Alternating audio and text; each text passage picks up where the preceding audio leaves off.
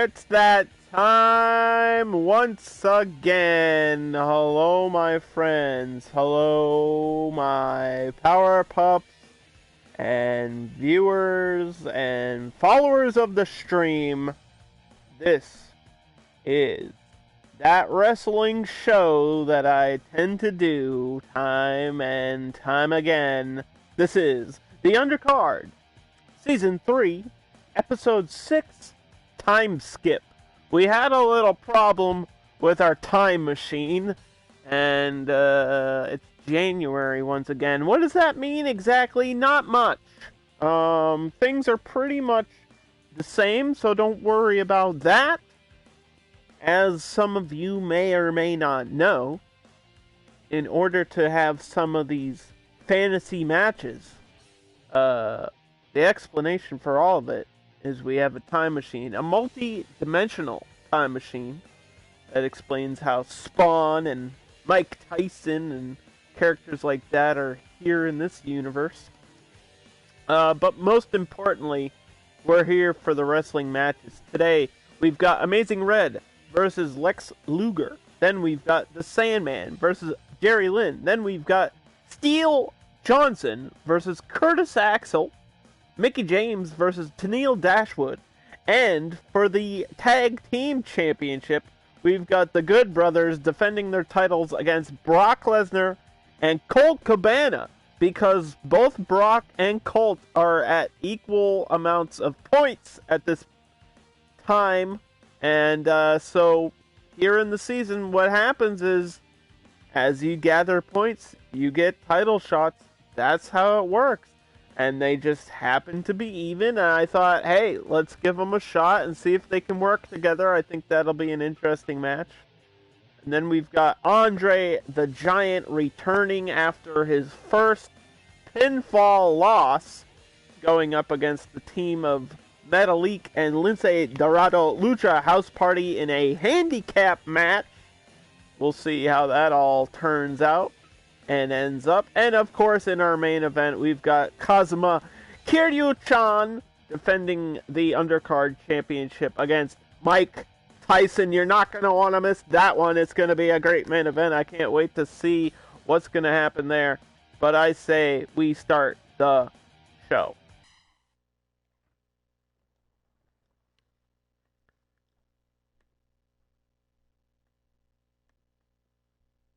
It is now October here. The leaves are changing. It's that spooky season. I wanted to do a Halloween episode for the show, but I'm not really sure how that would all work without breaking the rules. So I'm trying to think of how I could do that. Maybe like a Halloween Havoc episode and bring in some horror characters, like a special little pay-per-view. I don't know if I'm allowed to break my own rules and do that, but we'll see.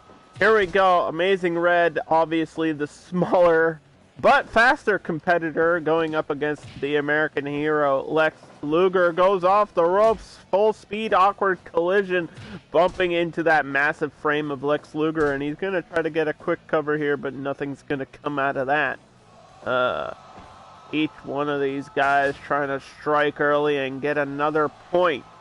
Each victory counts as 1 point. The person with the most points at the end of an episode moves forward, and hopefully they'll earn enough points to earn a title shot. That's how it works. It's all about getting your win and getting your title shot. It's all about that Undercard Heavyweight Championship, which is currently held by Kiryu.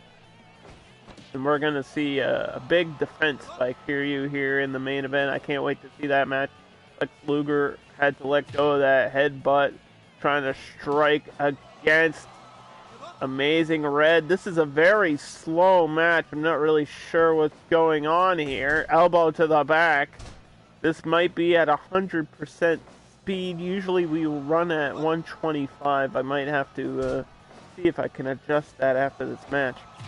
But we're going to have to let this roll as we get a strike battle in the center of the ring 3 minutes in, and Lex Luger with the power overcomes the odds and drops the elbow right onto the chest of Amazing Red, the smaller competitor, going in and getting hip tossed straight to the mat. Stomped on, no sign of respect right there. Into the corner. Wait a minute, nice counter.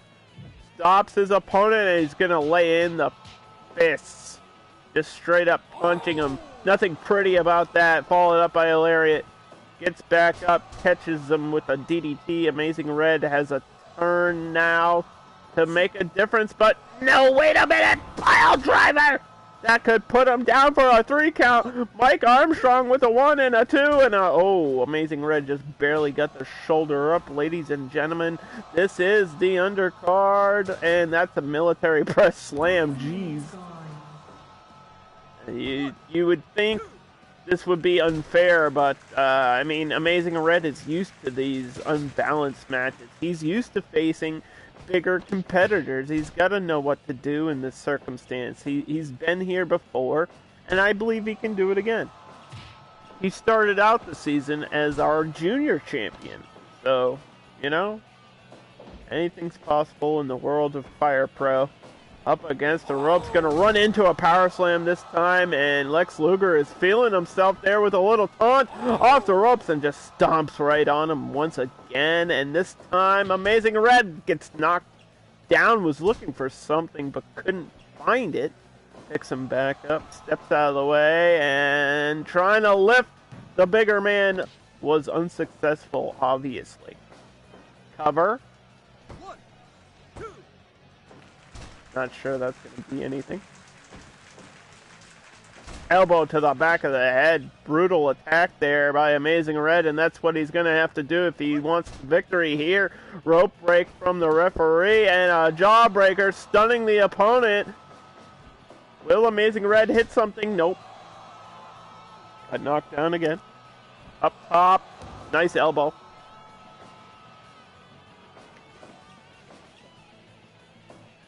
We did have a problem with our time machine, which could explain this match being at a slower pace.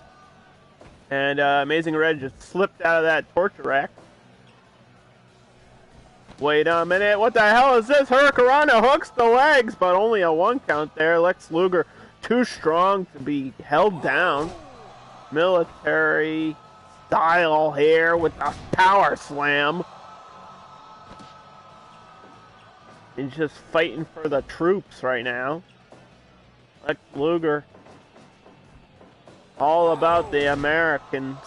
All about the American dream. And Amazing Red.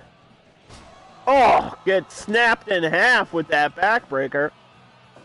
That did not look fun. And he's going to flex on him.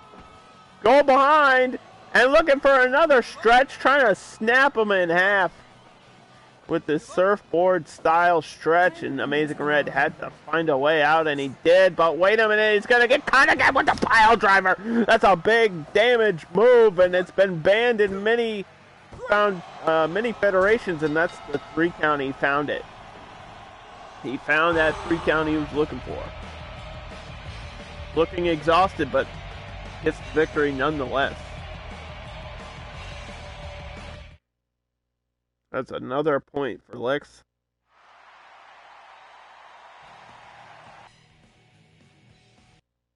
Decent match to start the show.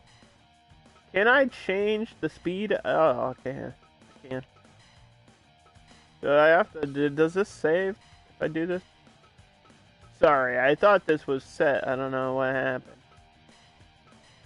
Each one of our matches here are 30 minutes. And then when it's a title match, it's unlimited, no DQ. That's how it works.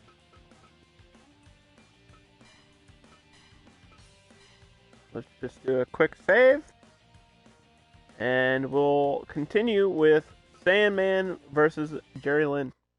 At 125% speed this time. Let's get this show on the road.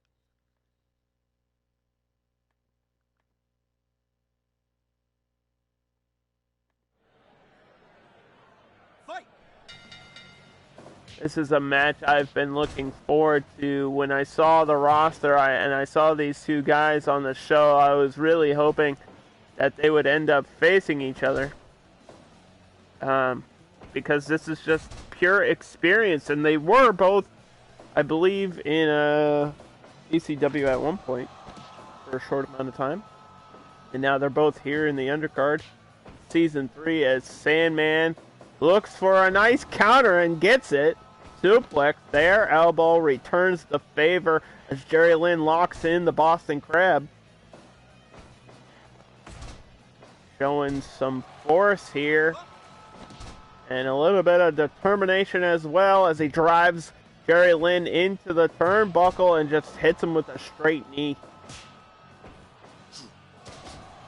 If you want to see classic old school wrestlers, that's what these guys kind of are. I mean, Sandman obviously a little more unorthodox, a little more hardcore, garbage wrestling some people call it. And Jerry Lynn, a little more traditional style, but experience pretty even as he hits him in the back of the head with that high kick. And again with the elbow. Jerry Lynn laying on the offense, gets caught by a neckbreaker though. Ding dong, nobody home. Suplex, this time he gets it. Both of these guys extremely even. I'm not sure who's going to get the edge, but they both want a victory here. They both want a point to move forward in the rankings. That's what the Undercard is really all about. That's the heart of the Undercard. That's the point of doing this show. 5 minutes gone. Take a bunch of random wrestlers and see who's going to be the most dominant. DDT there by Jerry Lynn. Off the rope, Sandman coming, looking for something, didn't get it, nobody home. Once again gets caught by another suplex. Nice brain buster style there, steps out of the way, gets knocked down. Jerry Lynn's gonna taunt, trying to get the fans behind him and hit a nice drop kick to the center of the face. And a super kick. Hooks the back of the head, almost assisting him to get out of there, and a DDT this time by Sandman. I don't know about that cover, Jerry Lynn. You might want to practice that. Wait a minute! Cradle pile driver! That's the finisher! Jerry Lynn's trying to end this one early, and the referee wasn't there in time, and I believe Sandman reached out and grabbed the rope. The ring positioning might have helped him. Awkward cover, still in the ropes here. These guys got to move away from the corner. Hits it again! Dragging him out. This time he got it, and wait a minute, no! What the hell? Sandman somehow got his foot on the rope again. This referee, I don't know if I agree with that. I would have gone for a count. It's hard to tell where these ropes are in this camera position. Ding dong, low blow, following it up with an arm drag, going up top. Sandman with a big leg drop, but misses. Jerry Lynn picks him up by his hair. And Sandman just spits on him. He's probably drunk right now. That might explain why he's missing these big attacks. Jerry Lynn hit an elbow, but I'm not sure it landed on the mark. Oh, he's just raking him at the eyes. That's the dirty style we expected from Sandman. Hip toss going back to that low blow and stomps on the face. Dirty heel. And a leg drop this time. He's going to hit it. Both men down. And he just flicked off the crowd. He doesn't care. What the hell? You can't do that. This is a PG show. Sandman is not a PG wrestler, though. He came in drinking a beer and smashing himself in the face with a kendo stick and a wheelbarrow bulldog by Jerry Lynn. And a flapjack to return the favor. Sandman with the tattoo. The camo pants. Jerry Lynn now gonna hit the finisher for a third time. This time, no ropes in sight, and that's gonna not be it. 2.9. Somehow Sandman survived, but I think it's just because he has so much toughness. And Jerry Lynn, out of desperation, hits it again. 4 times the finisher. 1, 2, 3. There was no dispute to be had there.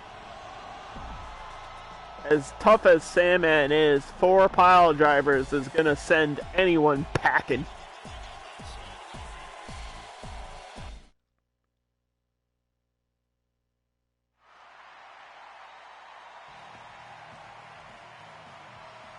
Lynn gets another point in the rankings, and we move forward. As we get the trainer, Steel Johnson, versus that second generation superstar that we all love, Curtis Axel. Curtis Axel's been on the show quite a lot lately, but I feel like sometimes that's just how the booking goes. I mean, looking at where we are now in episode 6, a lot of the performers are actually really even still. So we're looking for somebody to, you know, start getting some victories here.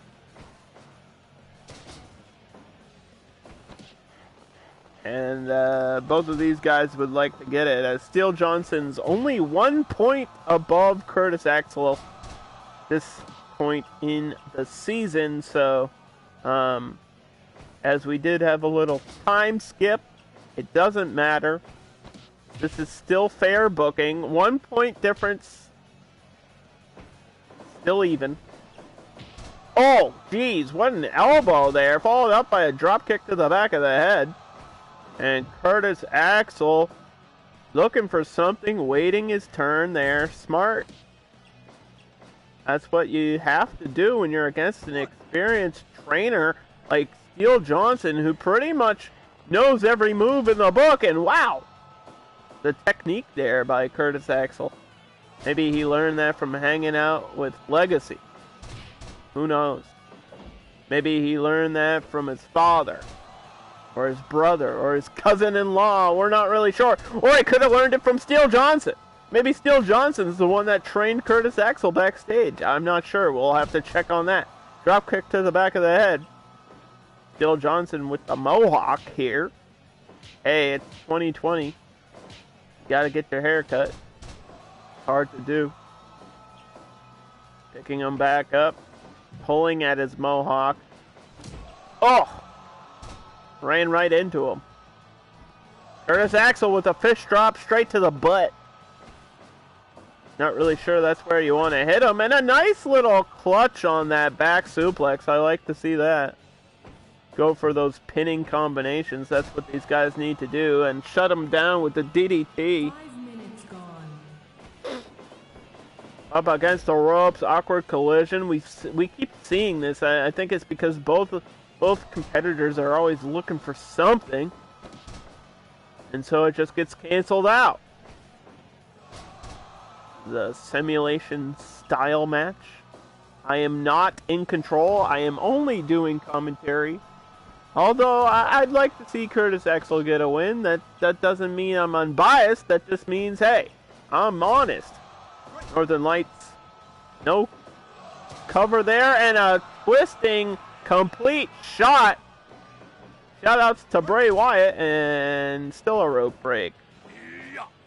Everybody's wrestling in the corner today. Pile driver this time by Steel Johnson. They're stealing each other's spots, and they're stealing spots we've already seen today. Belly to belly going up top. Is he going to hit another fish drop? Wait a minute, no! He just slapped right into him. Bodies colliding like planets here in the undercard. Woo! Back body drop. Had to let go of that submission. Back to the neutral position, and oh, ran into the abdominal. Just threw him off. Steel Johnson is a bigger man here, but I'm not sure size difference is really going to matter if Curtis Axel can become the prodigy that we believe he can. And ooh, elbow to the back there. On the shoulders, ooh, dropped down with the gut buster. That got him groggy. That was a big move. Took a lot of damage there. Elbow to the face. Steel Johnson chasing him down here in the center of the ring. up against the ropes. This time takes him down with almost a lariat-style clothesline.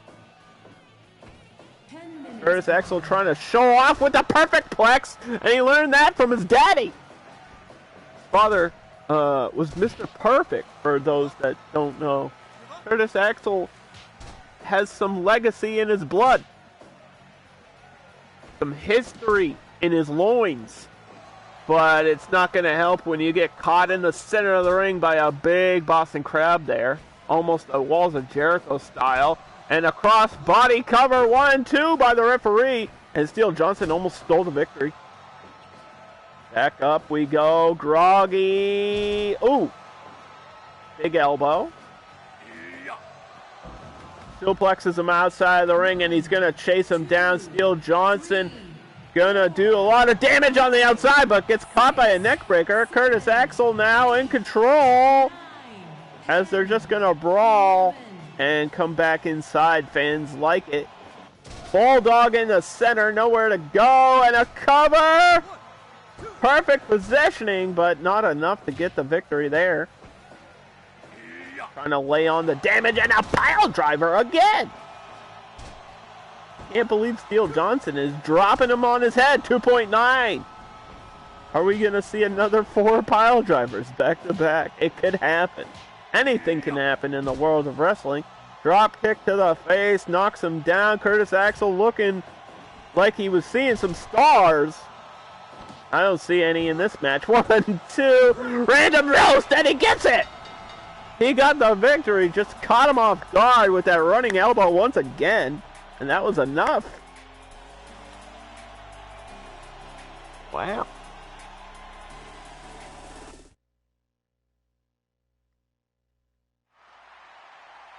So that's a point for Curtis Axel, and Steel Johnson gets nothing. You don't lose points, but you also don't gain points. And you need points if you want to be in the top of the rankings. Next up, we've got our women here. Mickie James versus Tennile Dashwood, formerly known as Emma. Go follow her on Instagram, and go follow me on Instagram too. Because I post what movies I watched most recently, or TV shows, for that matter. But anyway, back to the show. Last season, I think we had some of the best female matches we've ever had. We had Io Shirai stealing the show week in and week out. We had Shayna Baszler being completely dominant and our first ever junior champion.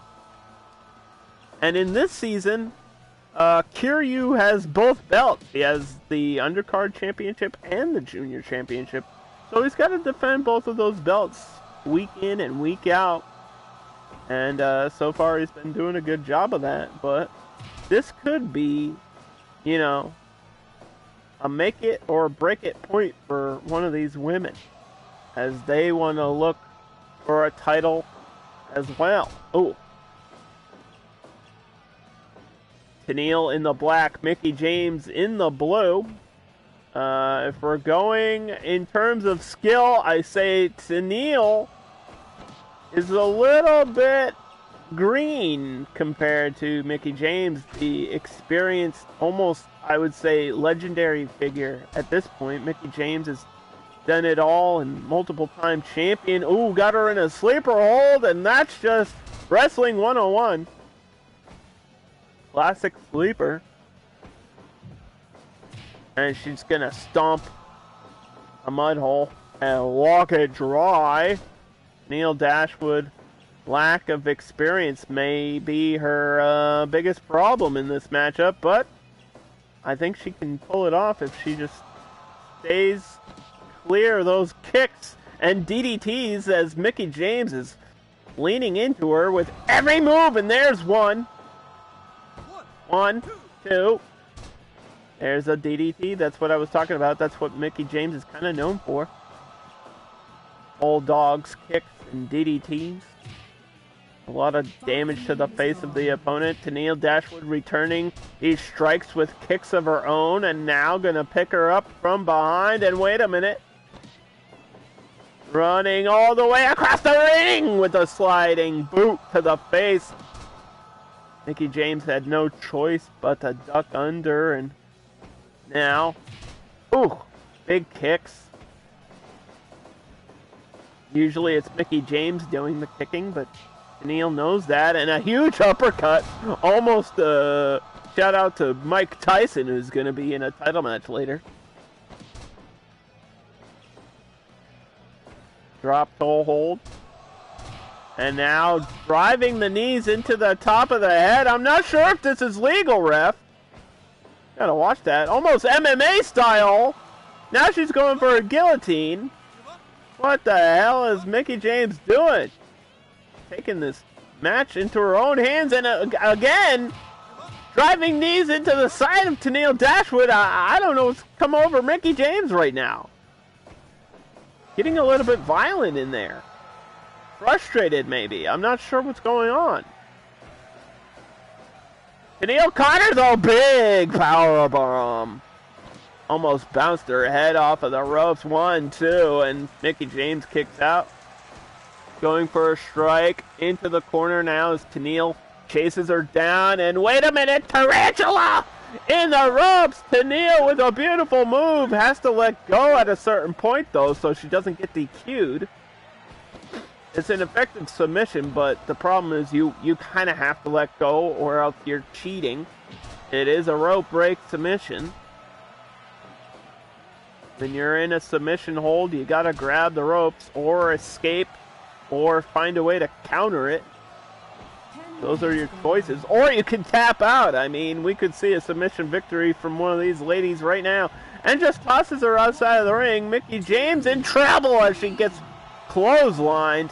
Her head taken off there, looking groggy, almost a desperation with that DDT on the outside here. 10, 11. Referee with the very feminine voice there on the outside. Got two women brawling it out, and Mickie James with a little bit of attitude in this match. Is she turning heel? I don't know. Dragging Tennile towards the center of the ring and just gonna toss her out, and this time she's gonna take a breather, recover that momentum, recover that stamina. Whoa! Spirit with the DDT as Mickie James hits it again, and this time, oh! Big clothesline. Tennile is wobbly. Can barely stand on her own 2 feet, and a counter with a powerbomb, and she goes up top.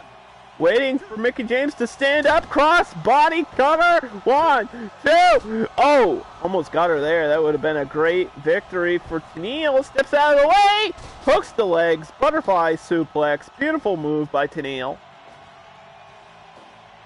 Traveling across the world and traveling through the sky. Another cross body. But no, again with the shoulder backslide. Constant pinfalls. And the referee got the 3 this time. And she's doing the Emma dance. Tennile.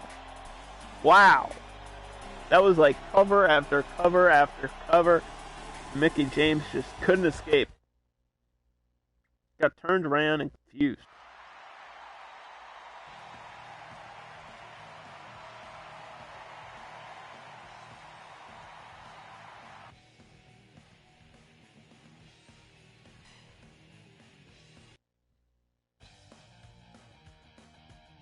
Alright, this show is completely live, and whatever may happen, but Luke Gallows and Carl Anderson, the Good Brothers, have to defend their titles against Brock Lesnar and Colt Cabana, because both of those men are, as I said earlier, at even booking. So they could either fight each other or work together here, because we still have tag teams. So, we'll see. Will Brock and Colt Cabana work together? I mean, they're gonna have to. And as we've seen, the Good Brothers tend to use that black magic killer, or whatever the hell they call that move. They tend to use their finishing tag move all the time. They spam it until it works. But Brock Lesnar is a beast, and this is Suplex City. You've just entered it. But wait a minute, Luke Gallows is also a big man, but Brock Lesnar has no problem with sizes. Brock Lesnar has suplexed pretty much everybody under the sun and just slams Carl Anderson against the mat there. Power in the favor of Lesnar now. I'm not sure if Luke should have gone for the tag here because now Carl Anderson has to work uphill. Lesnar was looking for something, but Carl was too fast, and he knocks down Luke Gallows, and now Lesnar has to go to work. In a tag team match, Lesnar, usually a single superstar, it's going to be interesting to see him in this match, and here comes Colt Cabana, the legal man now, with the neck breaker followed up by the leg drop, and an enziguri. What a flurry of attacks here by Cabana. Cabana very focused, and has one thing in mind, and it's those gold belts. He'd love to be a champion here in the undercard, and once you're a champion, you get to be a champion in the history books forever, and that's really what matters when it comes down to it. It's about making history, and Colt Cabana is trying to do that right now, but he got kicked in the face and scooped and slammed. And Carl, the good brother, believes he is the best, believes that him and Luke are the best tag team in the world, and I mean, they're the champions. Who's to argue with them? It looks like Lesnar has an argument. Lesnar would like to dispute that fact right now, but gets knocked down by a shoulder. Dragging him towards the corner. That's what you want to do in these tag matches. Nice snap suplex by Lesnar. That's about what we expected from this collegiate athlete. When you talk about suplexes, Brock Lesnar's probably in the top three. You know, him, Kurt Angle, and maybe Taz are just suplex machines. One big splash there by Luke Gallows. Elbow to the back, gonna pick him up. Oh, and here comes. Oh, wait a minute, got pushed off. I was gonna say here comes those MMA flurry attacks, but created separation, and Luke Gallows now looking a little bit tired on the corner there. On the apron, they wait as they watch. Carl and Colt now gonna go at it as a quick cover here. Not gonna do it.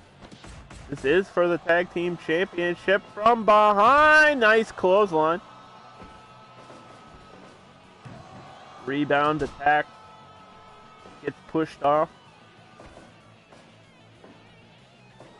Whoa, spiral bomb. Gonna hold on to it. I'm surprised Luke didn't interfere, as that was almost a 3 count. Lesnar from behind, going with the strikes. And now with the suplex. 1, 2, and a third. This time clutching it, hoping for a win. And almost got it. Jesus. Oh, trying to powerbomb Luke Gallows, but got reversed. Big splash again and a cover. Referee has a lot of work to do today. A lot of covers. And there's another German suplex, this time to Carl Anderson, as Lesnar takes him down in a sleeper hold. Making sure that's legal and not an actual choke. Oh! Lesnar again. This time he won a UFC championship match with this hold against Shane Carwin, that shoulder hold. A real submission. You just you cut off the blood from your opponent's head and they can't think. They have to tap out. Or they just pass out. I guess outside we go. Colt Cabana gonna brawl with Luke Gallows now on the outside in front of the fans, and the fans love to see it. Wow! What a drop there on the outside. Not a lot of padding between the concrete, and he's gonna hit it again. Referee's not counting. He's gonna let this go. I guess there is no DQ in a title match, so there's no count out here.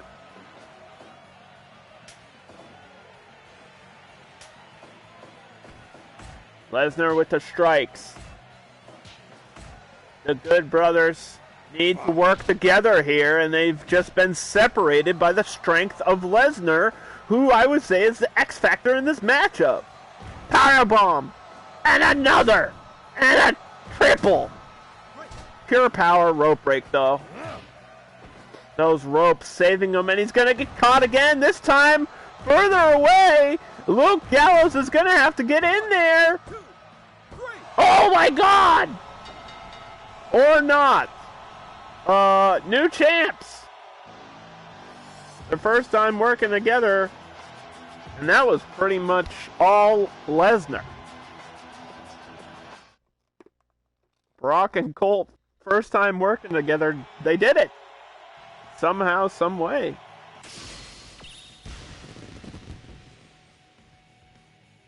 Not a lot of tag team moves going on. That was almost like watching a single match there. Next up, we have a handicap match. As Andre the Giant is back, he will return right here against Lucha House Party. Metalik and Lindsay are going to have to do something crazy if they want to topple the Giant. You may say, oh, this is, it's a handicap match. It's 2v1, so obviously the numbers have the favor. But in this case, I would disagree. We're talking about Andre the Giant, a guy who was undefeated for like 3.5 seasons. You know what I'm saying? Like, well, technically, I guess it's 2.5. But anyway, the point is, Andre the Giant is the most dominant superstar we've ever had here on the undercard. Period. There's no argument there. And Kiryu got maybe a lucky shot, I don't know, or he just used the power of the dragon to knock out Andre. But Andre, I heard him backstage, he was kind of disputing it. He said Kiryu was on steroids or something, I don't know. And I said, look, man, everything goes. You know the rules. And so Andre's looking for a victory here tonight. He wants to get his place back up in the rankings. He wants revenge against Kiryu. And he definitely wants a shot at his title again. Big backdrop there. Everything that Andre does is big. Both men getting knocked down. And this is about what I expected. Can they even take him down? Can they even lift him? They have to work together in order to do it. Grand Metalik just getting dropped, and I think he's bleeding. Somebody's bleeding. Is it Andre? Who's bleeding? Somebody got cut open by something. I'm not really sure what happened there, but the match continues no matter what. I think it's Andre. I'm not sure what move did the damage to Andre to make him bleed. But that could be a problem. Andre doesn't mind the blood. He's going to continue. Wouldn't be the first time, you know. He's a legendary Hall of Famer. 1, 2. He knows you got to continue the match no matter what. And they're working together. Texas suplex there by Andre. And he's going to scare off Lindsay Dorado and just give him a headbutt. And now it's one-on-one. Grand Metalik with the knockdown and a big slap there by Andre. Picking him up. Toying with him. And wait a minute! He just slammed Andre. What the hell?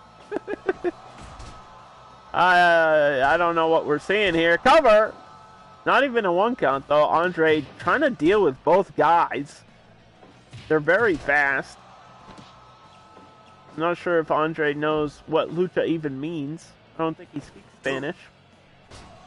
Backbreaker. Elbow. And a big clubbing blow to the face of Lindsay. And everything Andre does has extra power behind it. 1, 2. And Metalik was in no rush there. He was like, listen, if we lose, I'm out of here. Ooh, nice teamwork there to get him out of trouble, though. Slapping him down. Big elbow drop. 1, 2. Ah! Kick out. Both guys getting kicked down again. The Lucha House Party has been canceled. And Andre's trying to crash this party, tag to Metalik once again. And they're going to work together, double powerbomb! I can't believe it. Andre the Giant has been taken down. And somehow they managed the strength to pick him up. But he hits a pedigree. And he's breathing heavy. Both men are groggy now. Andre isn't really known for his endurance. He doesn't last too long in these matches, but he's going to spin you around 1,000,000 times. And Lindsay there to save his partner. Handicap tag rules. Oh, and Andre's just going to club him down in the corner. Lindsay back to the rope. Metalik knocked down. Botch! It's been a while since we've seen a botch, and that was a pretty bad one. I don't know what Metalik was trying to do. Some good Lucha shit, and he botched it. But that's on par for Lucha House Party. Another double power bomb! Andre got up groggy, Hurricanrana from behind! And Andre returns the favor with a huge slam. Gashed open and bleeding as Andre somehow has found himself in a bad spot in this match, as Lindsay and Metalik, former tag champs, are looking to disrupt Andre's plans to return towards the championship. Oh, jeez. Trying to break his arm there. Lindsay Dorado was trying to pick up Andre, but he was too heavy, obviously. Oh, and he did it somehow. I didn't know Lindsay Dorado was this strong. I never seen such a thing. Just tossing them both aside. The longer this match goes, the more it's going to favor Lucha House Party. Andre the Giant's got to create separation. Suplex by Grand Metalik. I can't believe what I'm seeing. Tilt-a-wall around the world! And Andre doesn't know what just hit him. He's going to be dizzy from that one. Hurricanrana hooks the legs. This could be it. 1, 2. Oh, no. Andre too tough. Too big. Was going for a modified tombstone, and Metalik saved Lindsay. From behind. Going for it again. Trying to make sure this time. And no. Andre again gets out, but caught by the double move. The number game coming into effect as they're just working over Andre. I can't believe this is how things have turned out now. Spin kick. Knee drop. Hook of the leg, and that could be it. No. They're doing everything they can, and it just still isn't enough to keep Andre down for a 3 count. Kiryu was the first guy to do it. Can Lucha House Party prove that Andre really is mortal? He's trying to squeeze Lindsay, trying to break him in half. Ooh. Tornado kick. Will it be enough? Can he make Andre tap? And he does it! What the hell is going on? Andre has fallen from greatness. He took too much damage from each guy, both working together, and Lucha House Party gets the victory. Wow. What a turn of events. You know, you can say that was unfair to Andre, but I would disagree. At this point, Andre will return. He still has chances. We've still got a couple episodes left, so you gotta stay tuned and see what happens with all of that. Next up is our main event. Kazuma Kiryu will defend against Mike Tyson.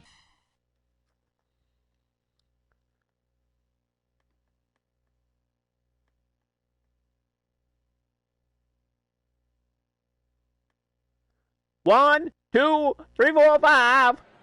Here we go. Title on the line.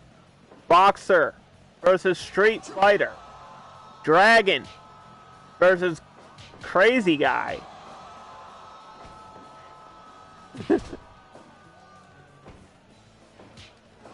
I mean, Mike Tyson is a fan of wrestling and now has a chance to be a wrestler. Is he bleeding already? Kiryu with the power of the dragon, and we've got blood again. Everybody's bleeding in this episode. The time machine has weakened our performers. Cutter. Cover, one. Referee is, you know, he's been having a rough job lately. I don't know. I've been considering replacing him, but I'm not sure that's fair to the performers. They'll say, well, we had him all this time, and now you're going to switch it up on us? I have to do what's best for the wrestlers. I have to do what's most fair. I'll have to ask them what they think about it. Kiryu knocks down Tyson. Trying to hold on to his belt as long as he can here in the undercard, because the winner, the champion at the end of the season, moves on to the next season. That's how it works here. That's why Andre's been around for so long. Strikes to the back of the head with those giant boxing gloves. Mike Tyson has had appearances at WrestleMania and AEW. Now he's here in the undercard, performing on his own. Wants to be a champion, and he could do it right now. Blocking the strikes from Kiryu and hitting his own. Kiryu's finally run into somebody that can match him in strikes. Kiryu's not going to know what hit him here. Going for the knees. Got him down with a kick. Tyson with a big uppercut and just slaps him right in the face, and here comes the gloves. Tyson, the baddest man on earth. Kiryu, the champion. The dragon. Everybody's husbando. Getting tripped up there, and a cutthroat taunt and a couple slaps. Oh, big shot there. Gets him knocked down. And the referee's got to make sure these blows are legal. This could be a TKO victory. I think Kiryu's bleeding now. Cover. 1, 2. New champion. It's over. Kiryu had no choice. He was getting mauled. Kiryu's run is over. Mike Tyson is now the new champion of the undercard. I don't know what's going on. Oh my god. Wow.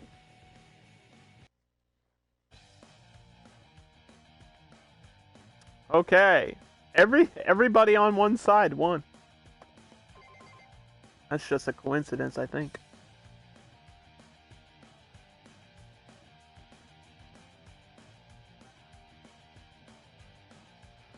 Okay. So I gotta make sure that I have given these people the proper points they deserve.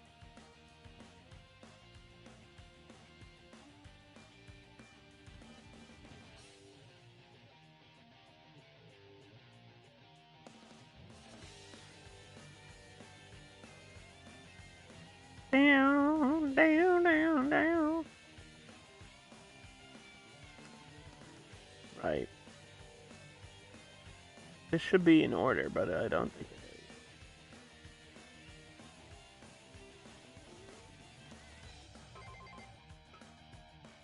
We crowned a bunch of new champions. I think next week, Kiryu's going to have to defend his junior championship. I'll have to check the rankings and see who that's against. If you enjoyed the show, please leave a like on the YouTube's video, the YouTube side of things. Mickie and JTG have been feuding for a while now. Have they? What? Since when? Okay, I mean, we can do that, man. What? Fire Pro, what are you talking about?